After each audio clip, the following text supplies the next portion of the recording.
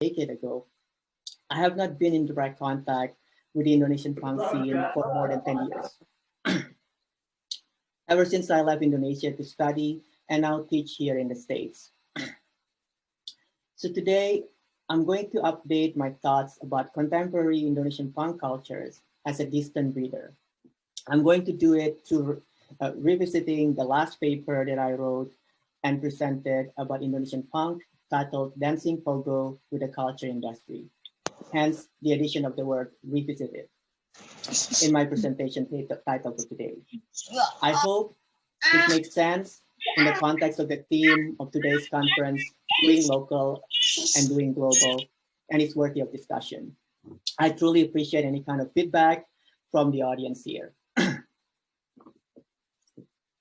So in the old version of this paper, I used the framework of the culture industry formulated by Frankfurt School theorists Theodor Adorno and Max Horkheimer to examine the emergence of punk in Indonesia as a counterculture movement.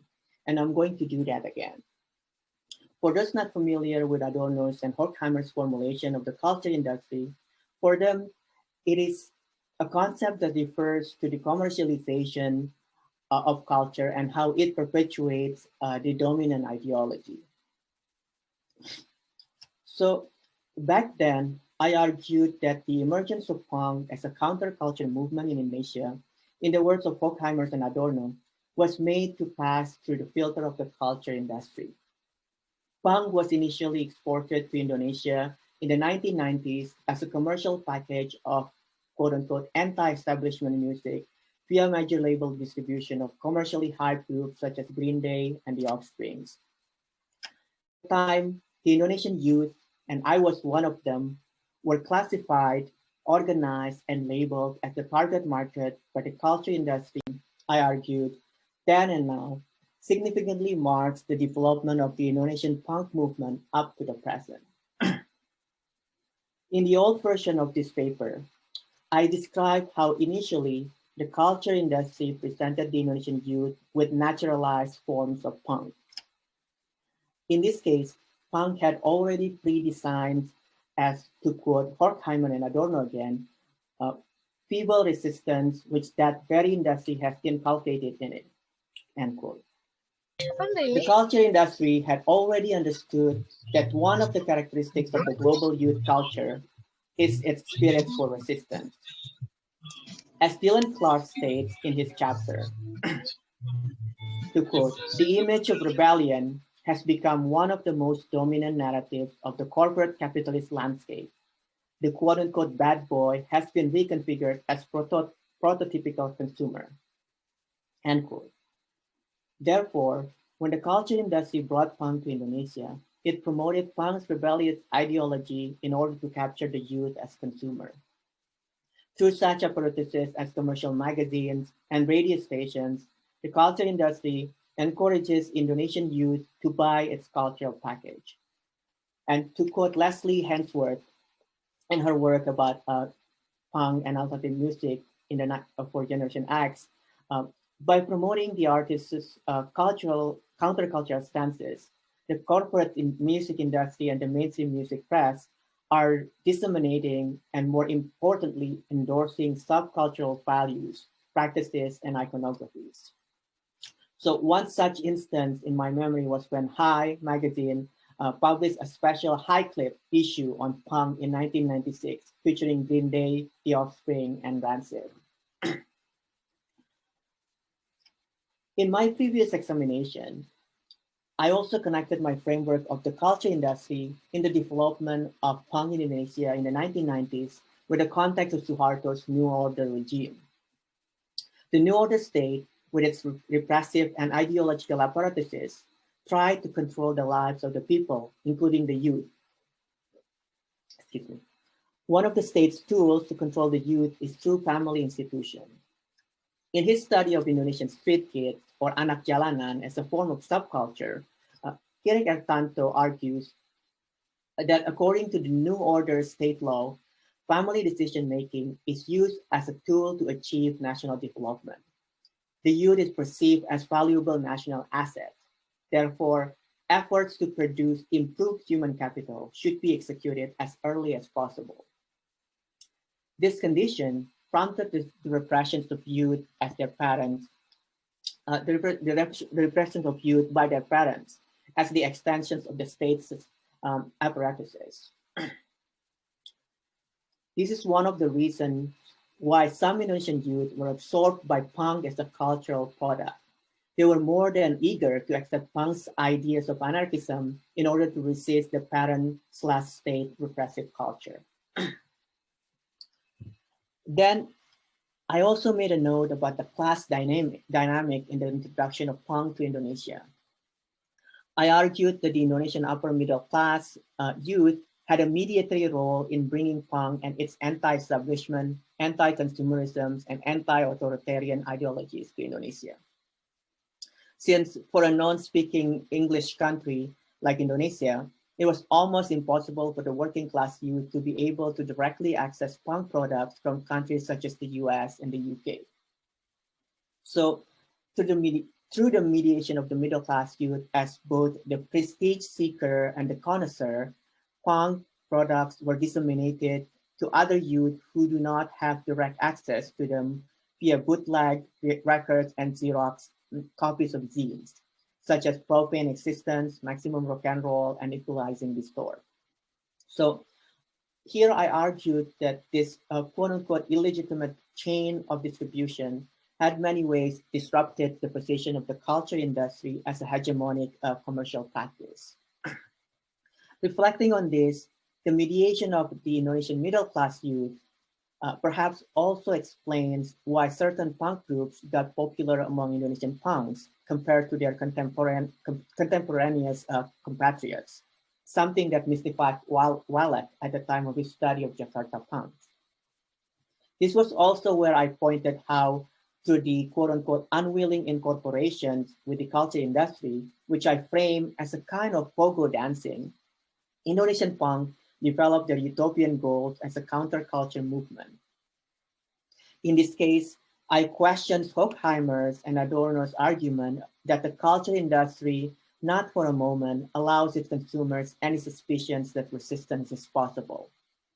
At the time, I argued that it was through their dance with the culture industry that punk in Indonesia was able to posit themselves as, in Stacey Thompson's words, the placeholder for the possibility of a cultural form that resists its own commodification.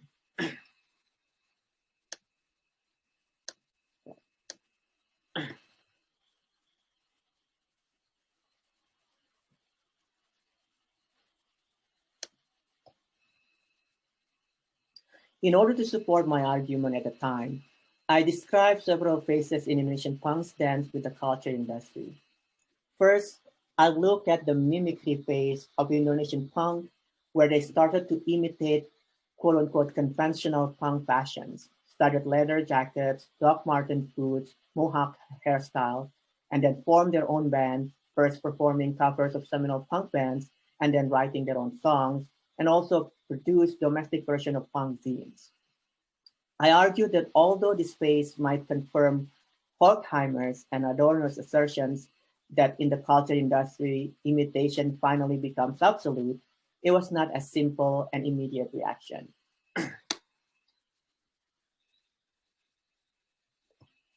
To prove my point, I chronicled how the imitation of punk fashion by Indonesian youth at this mimicry phase was at first, following Dick Habdiz's formulation, a semiotically ruthless and perhaps costly one. I asserted that studded leather jacket and Doc Marten boots do not semiotically signify quote-unquote working classness in Indonesia. Yet, I also pointed out that the shock value of that kind of punk fashion can still be regarded as a symbolic violation of social order, at least initially. I also pointed out the nuance in the local punk band's preference for using English lyrics despite their lacking English language skills. The use of English lyrics, I argued them, could also be perceived as a subcultural reaction against Indonesian major label companies who generally restricted its use. So then I moved to discuss the next phase when the figure of punks gradually become widely recognized in the Indonesian popular culture landscape. Here, I focus on how the culture industry started to see local punk groups as a marketable product, which happened around the same time when pop punk bands such as Blink-182 or Sum 41 dominated international rock charts in the early 21st century. And when MTV broadcast its programming in Indonesia through syndication with a national private station. I mentioned how, similar to what has happened in the US or the UK, major record labels in Indonesia started to seek potential local punk bands to market them to the public. Such was the case with Superman is Dead or Sid from Bali and Burger Kill from Bandung. Yet, I also argued that in this post-mimicry phase, many Indonesian punks have now become familiar with the philosophy of DIY or do-it-yourself, anarcho-punk, and anti-fascism.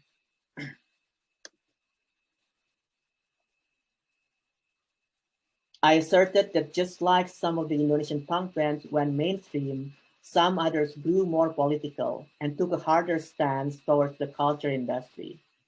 Here, I mentioned the emergence of countercultural collectives such as Forum Antifascis, Kontrakultura, Utopian, and Akar Jelata in Indonesia as examples of the progressive movement within Indonesian punks. I ended my argument back then with a kind of naive assertion that despite the inability to break away from the culture industry's master's discourse, Indonesian punks were realizing their utopian goals as a counterculture movement in the post-Suharto era, with their progressive, anti-hierarchical, and self-reflexive mindset. Here, I cited portion of song from the seminal anarcho-punk band from Jakarta, Bunga Hitam, titled Suatu Saat Nanti, to prove my point. And you can read the lyrics here. Now, looking back on my argument, I actually find it somewhat too optimistic and lacking depth. Not only did I trap myself into the monolithic thinking of the culture industry, I also neglected to attend to the richness and diversity of the punks themselves. For one, I did not necessarily consider the role of built environment and social contours of major cities and regions such as Jakarta, Bandung, Denpasar, and Kuta, and the suburb areas around them in shaping Indonesian punk scenes and cultures, and how these places and spaces are simultaneously shaped by the existence and development of their local punk scenes. So at the time, I was not yet aware of the work by another of my fellow keynote speakers for today, Emma Balch, who has examined the complexity of localization and hybridization of global media forms such as punk within the local cultural logics of Balinese-ness in the Bali underground scene. I was also not yet aware of Sean Martin Everson's work that looks into the dialectic of territorialization and deterritorialization in the development of the Bandung hardcore punk scene and their orientation as part of the global hardcore punk scene. To put it simply, I failed to consider the messiness of Indonesian punk's pogo dancing with the culture industry, as I treated it more like a line dancing. In addition, things have drastically changed in Indonesia and in Indonesian punk scenes themselves since the last time I wrote my essay.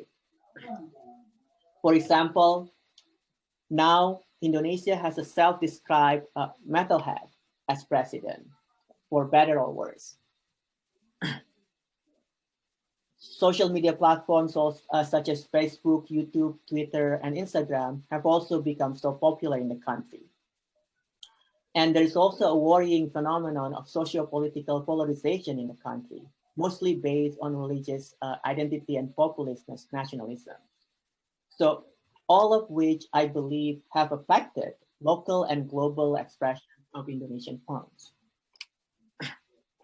So today, I would like to attend to some of the messy entanglements that I have recently observed in the pogo dance between Indonesian punks and the culture industry, or more accurately, culture industries, since the singular term assumes a monolithic domination, while the plural forms better reflect the complexity and contradictions within its operation.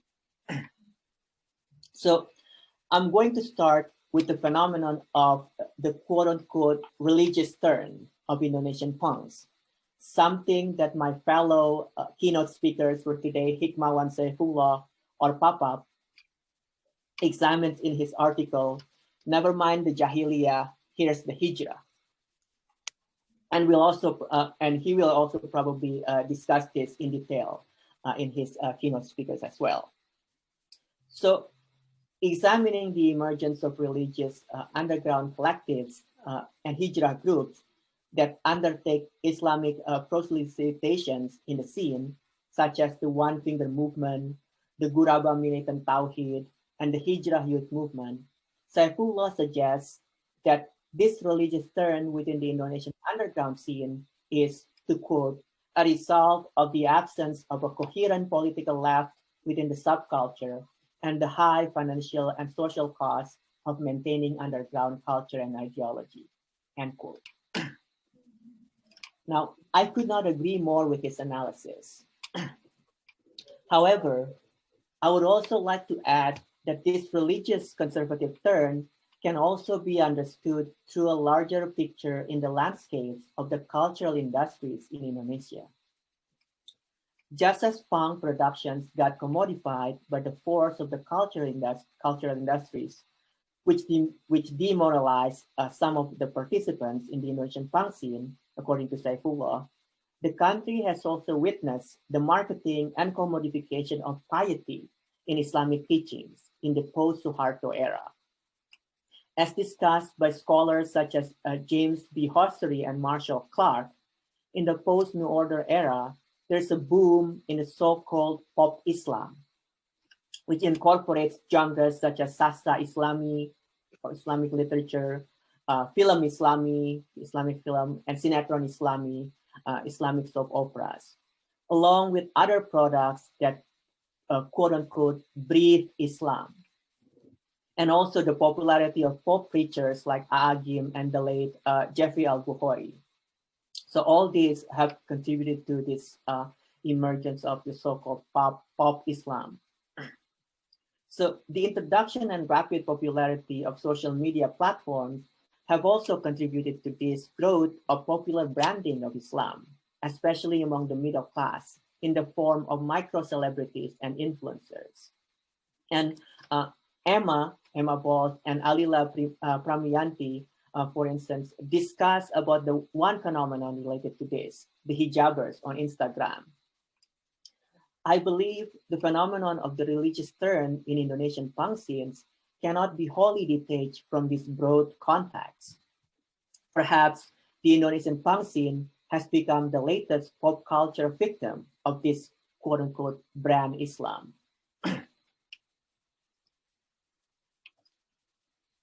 Another thing that I have also observed from afar is the incorporation of nationalistic themes in punk productions, especially in the so-called mainstream punk groups.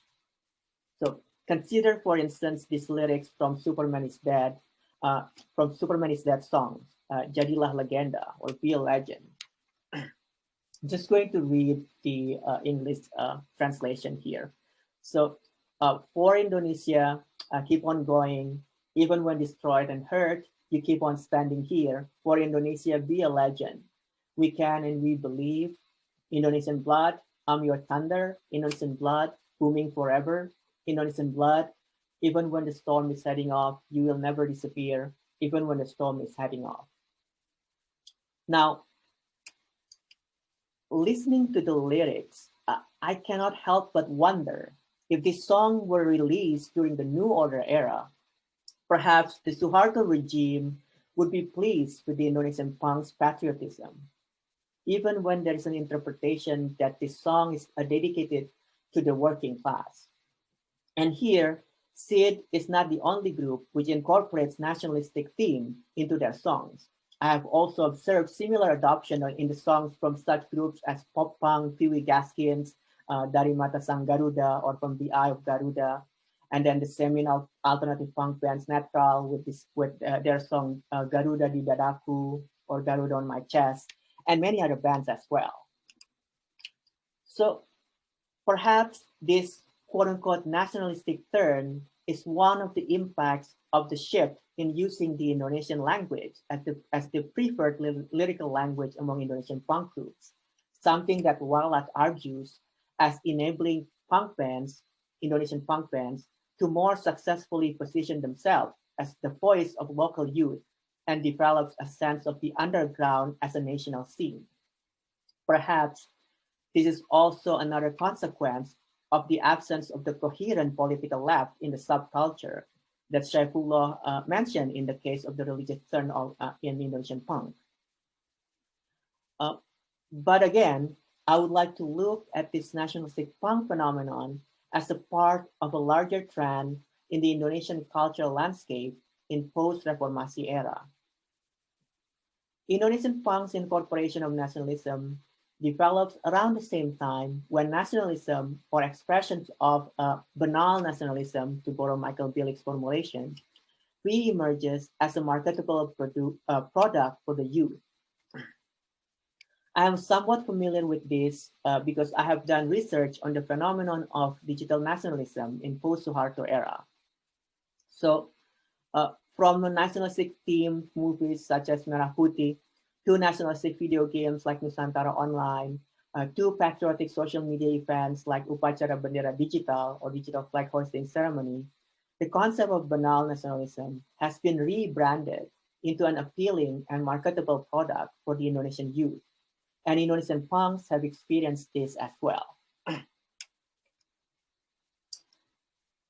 Of course, there are oppositional voices against this nationalistic turn in Indonesian punk scenes, as can be seen in the song from Bandung's legendary hardcore punk band Turtles Jr., Bakar Bendera or Burn Your Flag, or a more blatant one also from Bandung's anarcho-punk band Milisi Kecoa, Ganyang Nasionalisme, or Down with Nationalism. Yet, I see this that things get more complicated when you also have punk groups that adopt a nationalistic attitude while simultaneously embracing the spirit of anarchism. Now, I find this tendency in groups such as Rebellion Rose from Yogyakarta that claims nasionalisme adalah harga mati, or nationalism is non-negotiable, to emphasize its absoluteness. But they also promote anarchist values in their description of their band's biography that I found on the internet. So, and even the public face for anarcho-punk in Indonesia, Marginal, recently released a single titled Indonesia Memanggil, or Indonesia Calling, which has lyrics like this. Don't you get discouraged? What have you contributed to the motherland, freedom, or death?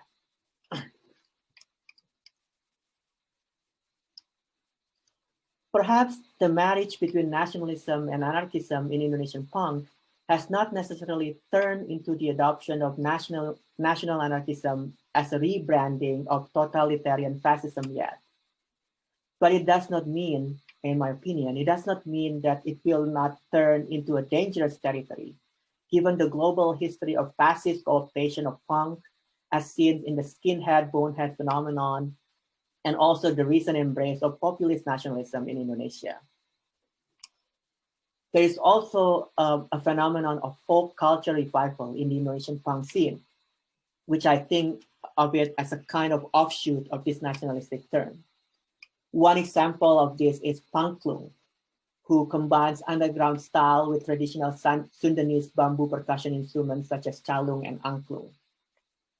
Now, I believe one of the presenters in this conference today is going to discuss this in detail, and I'm looking forward to it.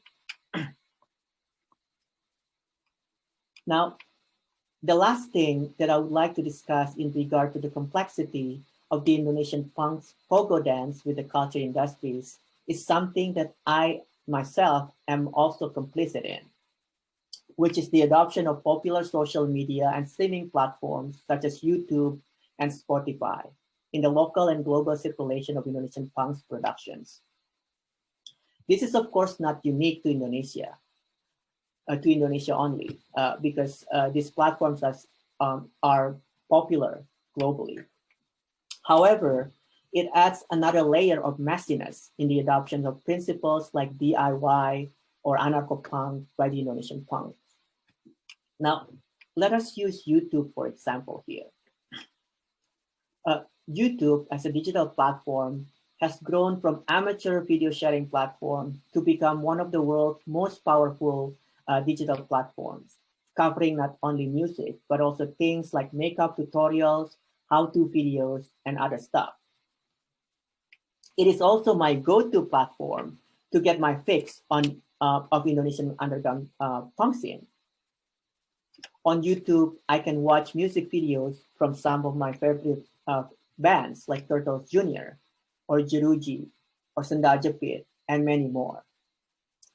The platform also enables me to discover newer bands like Joey the Gangster and Saturday Night Karaoke.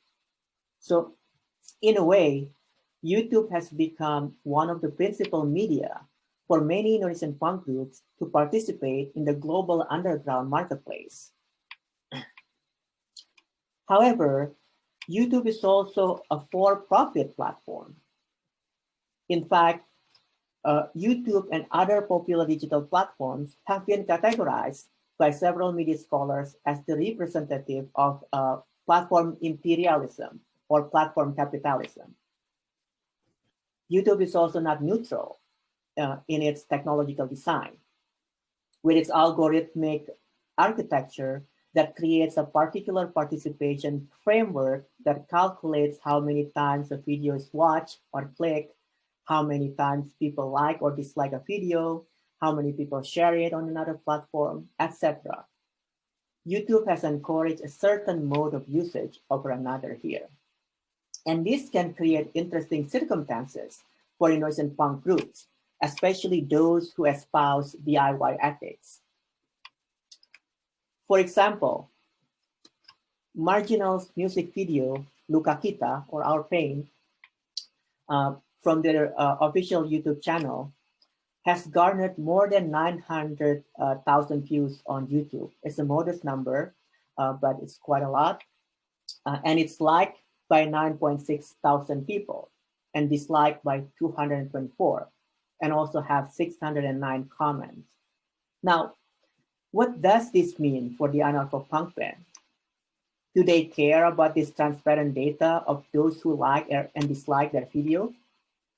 Do they monetize from the views? Do they read the comments? Perhaps they do, perhaps they don't.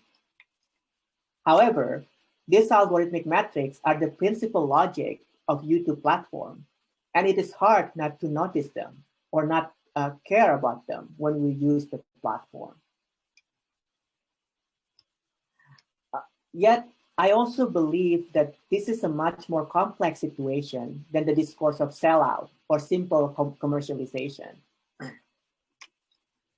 Because there are some Indonesian punk groups who have visible presence on YouTube, but still circulate their music independently through DIY fashion.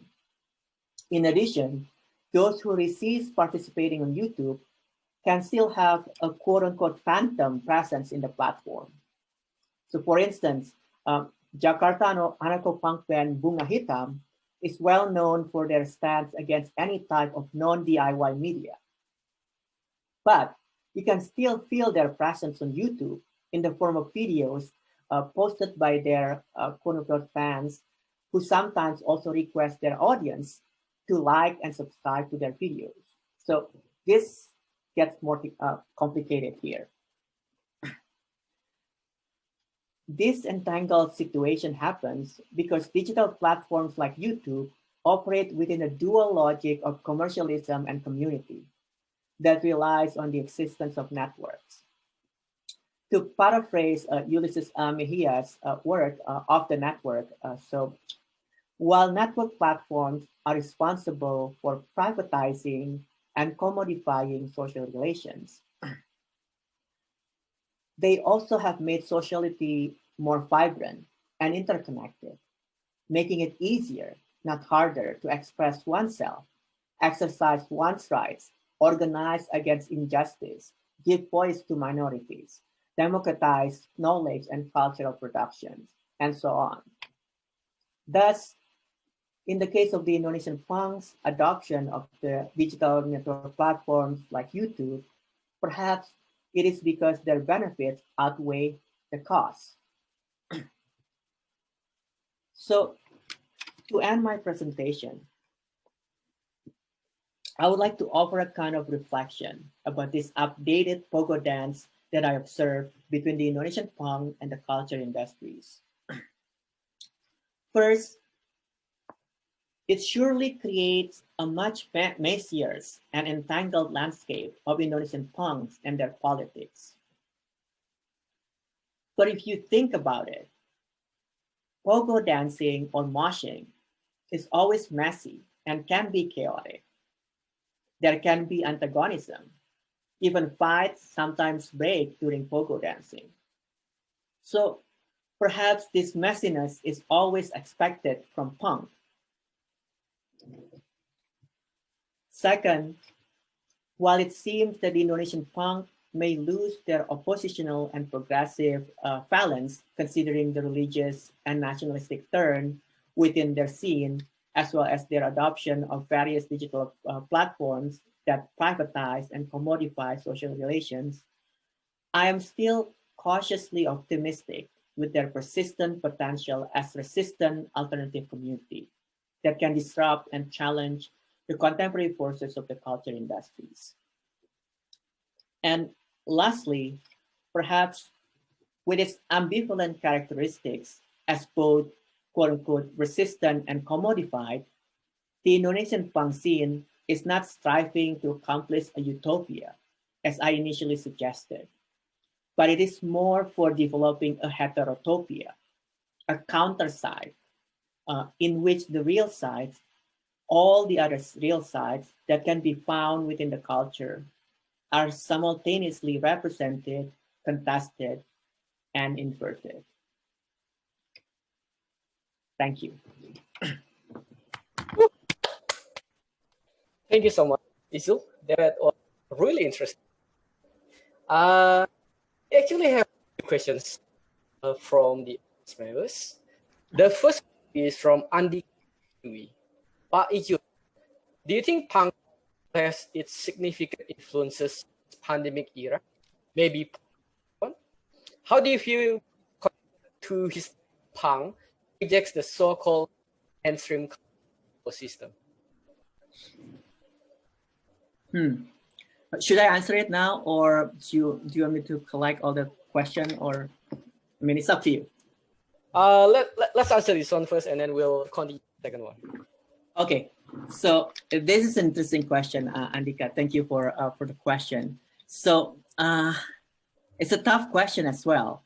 I mean, this pandemic is sort of like unexpected in all levels, right? So, and I think that punk still has, I mean, at least from the way I see it, punk still can have influence in this pandemic and perhaps post-pandemic era to a certain extent. And I know this is kind of like a challenge as well, because with punk, the presence of bodies, like bodily presence, is important in the kind of like their interaction, especially in their sort of like musical performance, with like this kind of like a no barrier between the audience and the performers. So in that way, this pandemic era perhaps present a significant challenge to sort of continue that kind of like dynamic. But in the case of politics, of course, punk can still have can still contribute to the kind of like progressive political movement, and also perhaps in a smaller pockets and spaces. So things like food not bombs, for instance, or giving food for the homeless. That's the way I see here in the case of the States. They are sort of a kind of, this is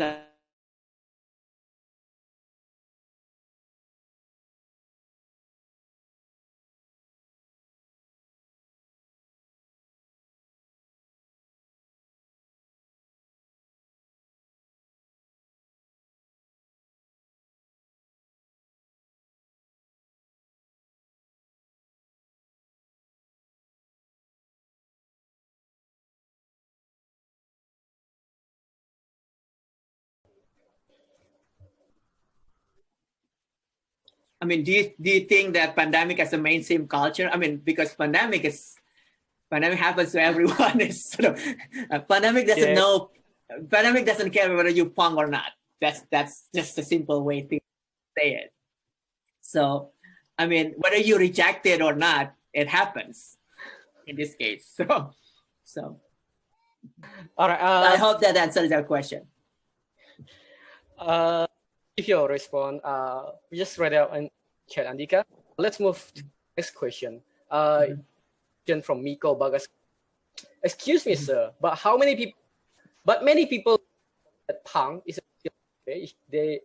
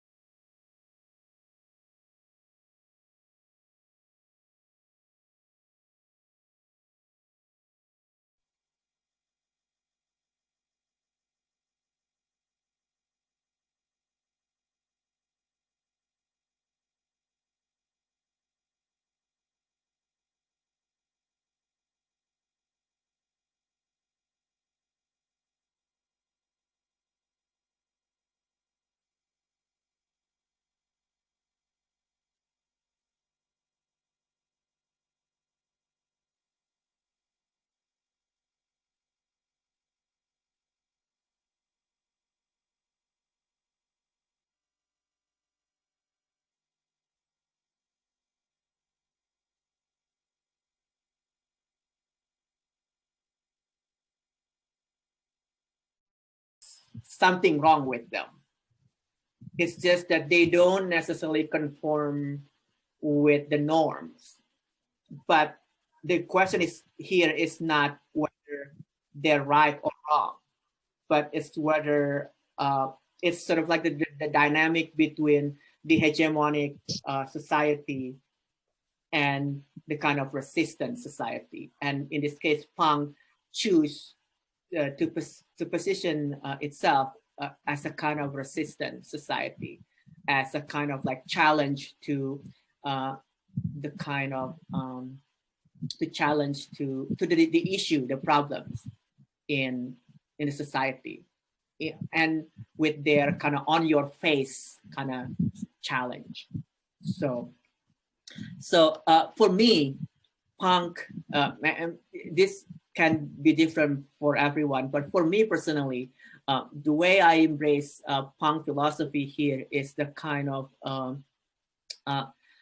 the idea of being critical, and also critical in this case, both self-critical and self-introspection as well, to sort of like challenge the kind of repressive and injustices in the so-called social conformity.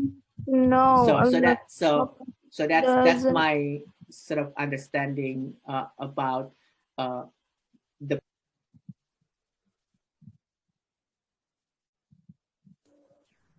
Sorry, I think someone just muted the speaker. Oh, okay. so for me, that's my understanding about punk. And of course, considering how punk is messy, people have different understanding about punk. So that, I mean, I cannot represent all like the punks in the world or the punks in Indonesia in this case. So yeah. The next question is quite interesting. So this is a question from Andira Bagus Raja. It is a question of punks growth and the connection between their authenticity and commercialization. Will musicians lose their authenticity, their cultural values if they embrace this commercialized now? Can you repeat that question, because I'm reading a different question here? Sorry. It's right. So the line of this question is grows bigger. They keep their authenticity in terms of music, but also this kind of situation. Because we all know rock has a kind of barrier where when people go bigger, commercial, they will easily get called sellout and all that stuff. Thank you. Okay, so this is the question about the sellout discourse. Yeah. And, so I mean, as I said, it's sort of it gets more complicated with the discourse of sellout because the way I see it, the kind of like representation of the industry here is not just the music industry, but as I mentioned in my presentation just now, there are other figures that commercialized figures, like in this case, YouTube. YouTube is not necessarily a music industry. It's a platform, but it's a commercial platform. And then also Spotify and Instagram. So these things got more complicated here because you may be you may still independent, but then you will have a strong presence on YouTube or on Instagram or on Spotify. What does it mean? Because in this case, those are also commercial platforms that extract values from your production, actually. And so things for me, the question of sellout becomes really complicated as more and more figures get involved in punk production. And so the way I see it is that it's sort of kind of like a personal choice here. And if you feel you can still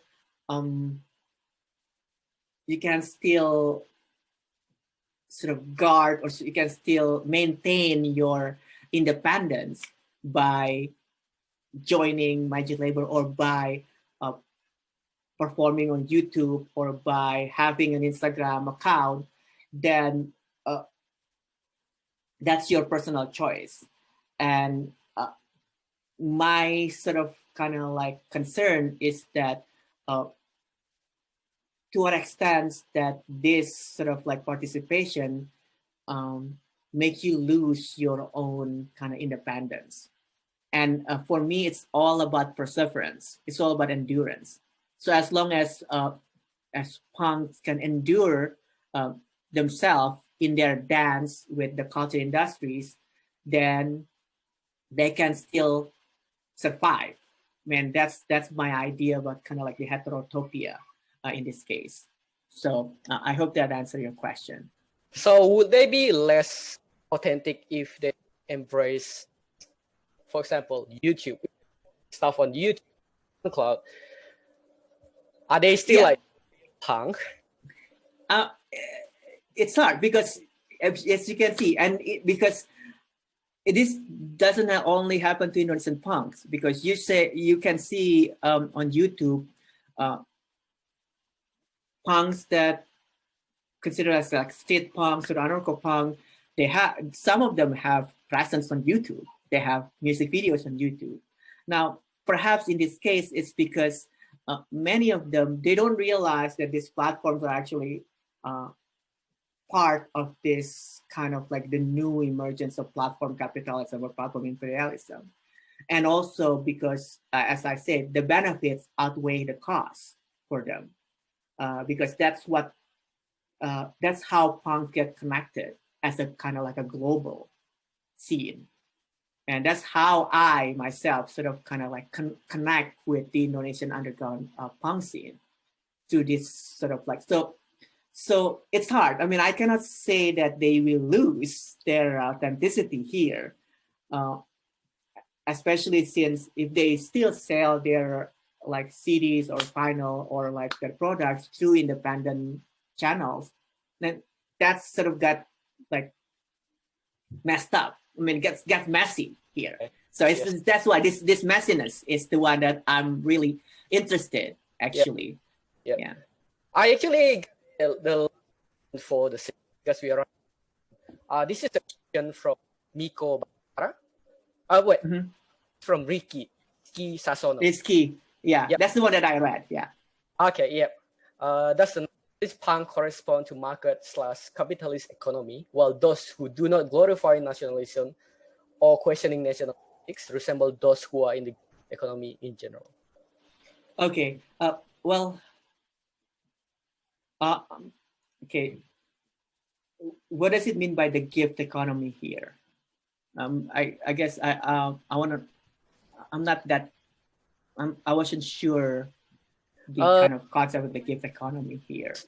Is it sort of like a kind of like the free exchange of things, like gifts, like that kind of the circulation of free exchange of things here, or? Yeah. Hi, Al. Hi. Yeah, because you mentioned. Can you hear me? Yes. Yeah. Yep. Because you mentioned SID and a few other bands who were like, you know, at the turn of the 21st century were in the medieval, and like, you know, they were like downing out nationalism, whereas there are other bands that are questioning the national politics, and I assume they're like, you know, adhering these indie values. So it's not purely capitalistic economy, but like, you know, gift giving. But that's also like furthers the question, like, does society also employ like gift economy in this wider sense? I hope you understand the question. Okay, so yeah, I mean, this is the way I see it from afar. I think that that's the case with this kind of a nationalistic embrace in punk, because it's part of this kind of like a marketization of nationalism as well. Like sort of like kind of like nationalism becomes a really sexy kind of concept that can be sold to the youth. I mean, it's really interesting because this is something. I mean, this is something that you would never probably see during the 1990s emergence of punk in Indonesia, because under the Suharto regime, you sort of kind of like have this kind of mentality, anti-government mentality, and thus sort of kind of like rejecting this notion of nationalism that the Suharto regime kind of promoted at the time. So that's why I was kind of like, this is interesting that now they sort of embrace this kind of nationalism in their movement, and yeah, I guess it has something to do with the kind of like capitalist embrace of nationalism itself, like the global capitalism embrace of nationalism itself, because nationalism becomes sort of a kind of like a marketable product, not only in Indonesia, I believe, because in this state with under Trump administration, like with that so-called "Make America Great Again" and so all the nationalistic slogans, and they embrace this kind of like a populist nationalism, and it is becoming more popular. And while those who do not glorify nationalism, they still sort of like kind of like maintain the roots that anti-authoritarian, anti.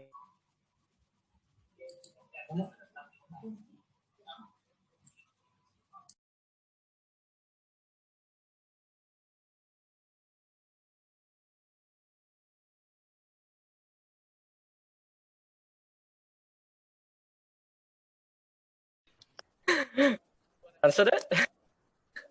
Yeah, that's yeah. I mean, yeah, I don't have tattoos, by the way. So, yeah, I guess it's in.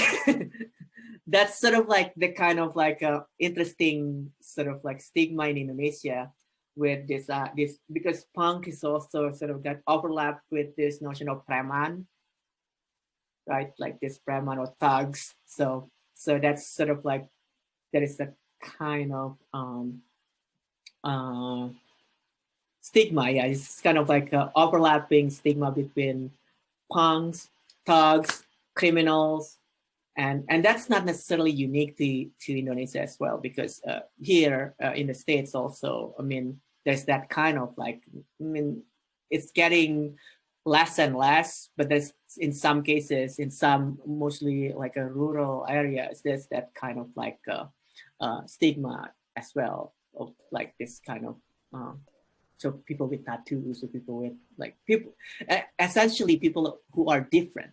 And this is what I want to emphasize is because punk sort of kind of like challenge this notion of rejecting differences. Instead, they sort of like question why should society be all the same and uniform? So that's what I understand with punk. It's the way like how they critically challenge this question of uniformity, because people are different.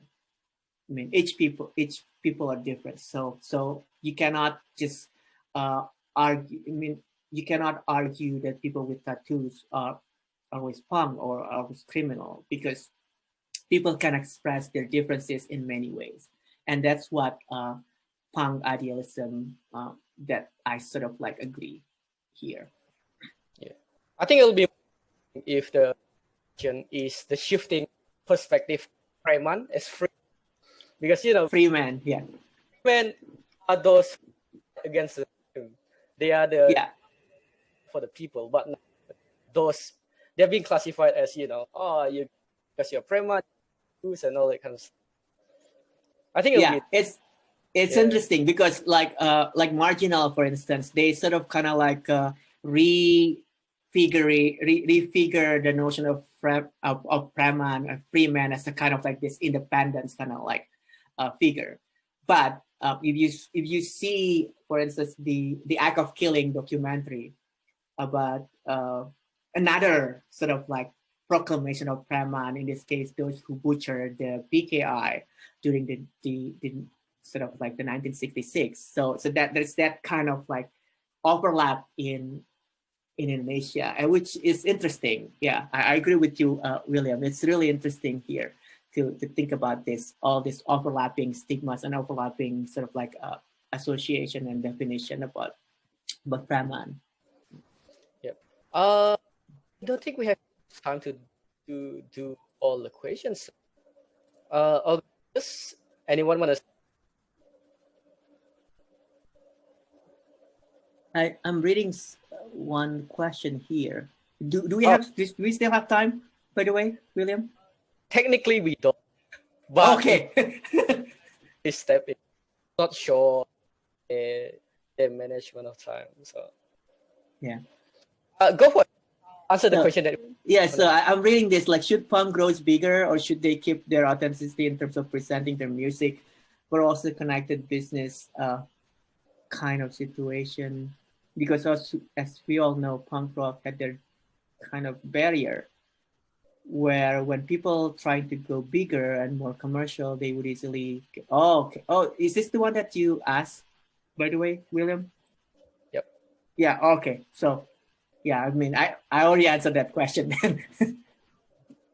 Wait. Let me talk background. Mhm. All right. Please, Mas Izul for the session, Mhm. and I'm getting more with you guys. If you guys have any questions, feel free to email Mas Izul. Do you want to type your email, Mas Izul? Excuse me. Sorry, you're breaking up, William. Oh, would your email to the chat. So just if they have any other questions. Oh yes, sure. Yeah. So I'm just going to type it here. Yeah, that's my email. Okay. And any email, any questions in my research? Yeah, feel free to email me if you have any further question. I would always love to talk more about punk, especially like this is sort of like reconnecting with Indonesian punk, which feels so far away from me right now during this pandemic. Yep. I think that's for the session. So much, Mas. Okay. Thank you so much. Thank you. All right. Now we just someone from. Oh, there you go. Okay.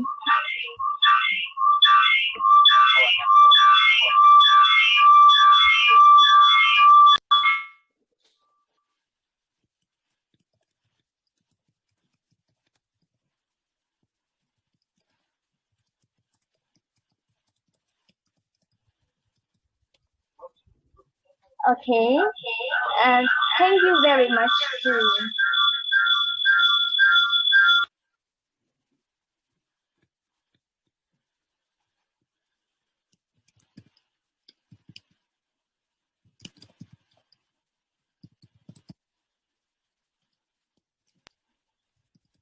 Okay. Thank you very much to Mr. Izo and Mr. William for the presentation. Ladies and gentlemen, please go back to the main room because we have another session that is quiz session, and also we will see the performances by Soft X and Swell. But before that, if those who want to switch to another room, please don't forget to rename your ID according which room do you want to get in, and let our host know by Zoom chat. Again, make sure don't leave this conference and have a great day with us. Thank you. Much.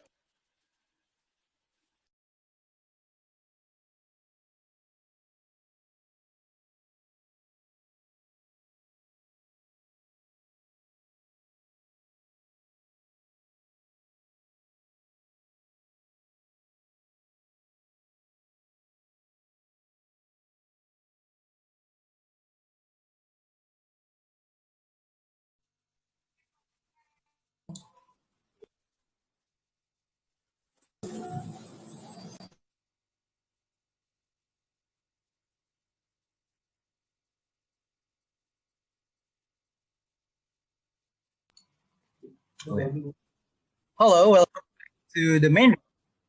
Okay, right now we are entering the quiz session.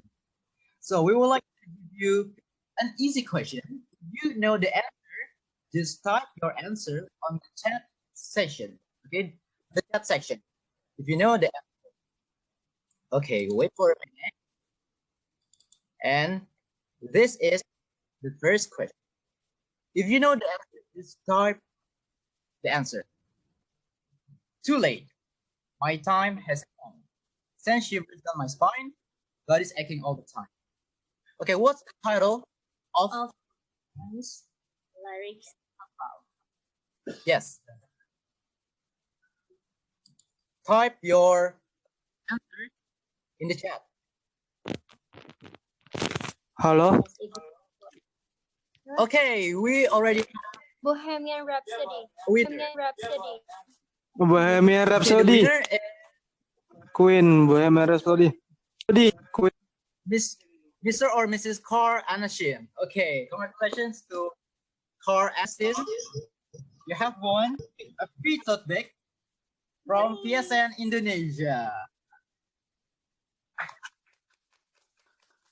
Okay, once again, I want to remind you, just type your answer on the chat section.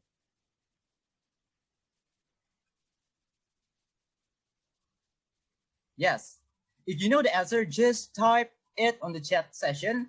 And if your answer is correct, you will get this. And the fastest person, and the answer is correct, you will have this as the gift for you. Okay, here is the second question. Let's move to the second question. Wait a minute. I'm so sorry. Okay. Okay, you need to guess what is the title of the song.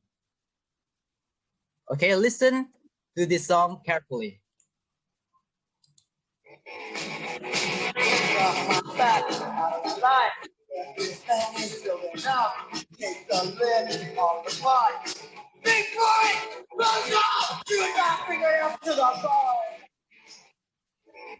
Okay, Okay. once again, listen to this song. Please listen carefully.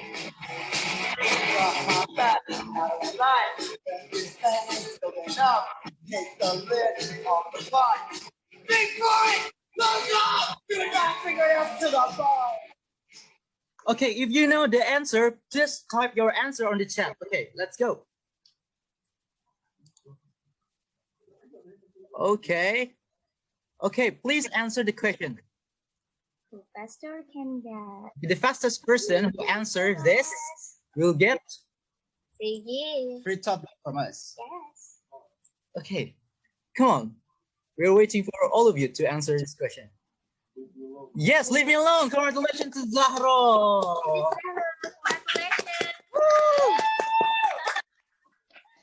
You have won these free gifts from us. Yes. So two of the winners, please contact us on email psnindonesia15@gmail.com.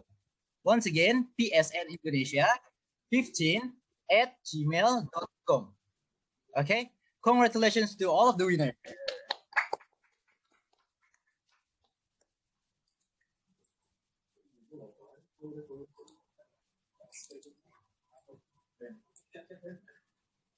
Okay, right now we are in the break session. In this session, we are going to see performances by song acts and swell. Okay, during the performances, all of you in Indonesia, you can have lunch, and don't forget to have food break, and you can do anything what you want. Okay.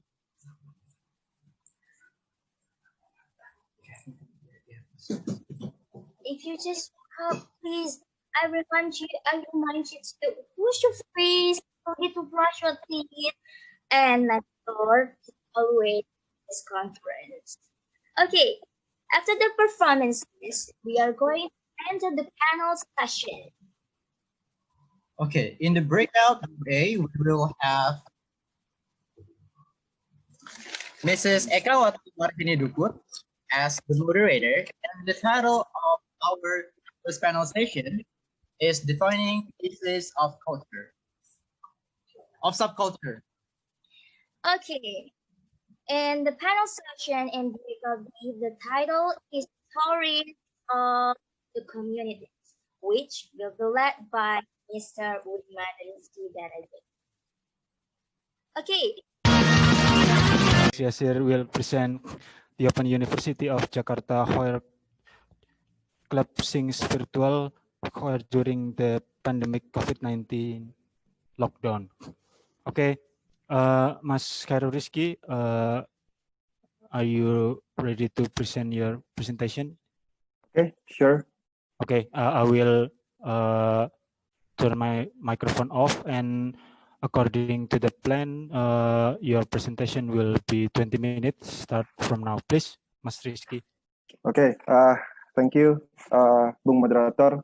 Bang Wiman, and I believe he will be also will present his research, and also other participants. Welcome. Thank you for having me, and I am delighted to be here today.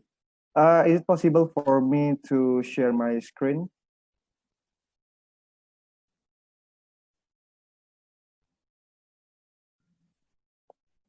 Yeah.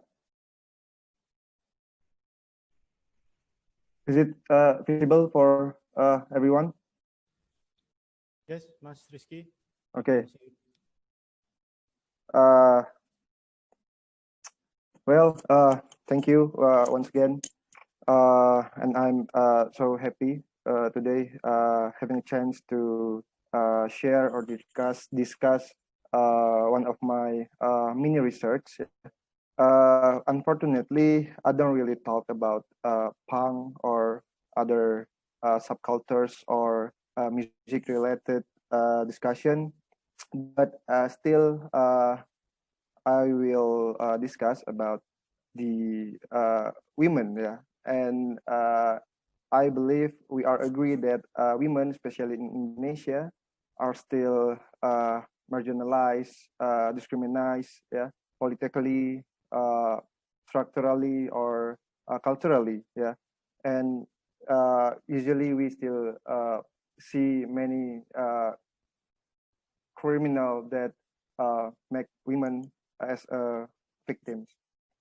So let's just agree that women are still a subordinate group or subordinate class or second class in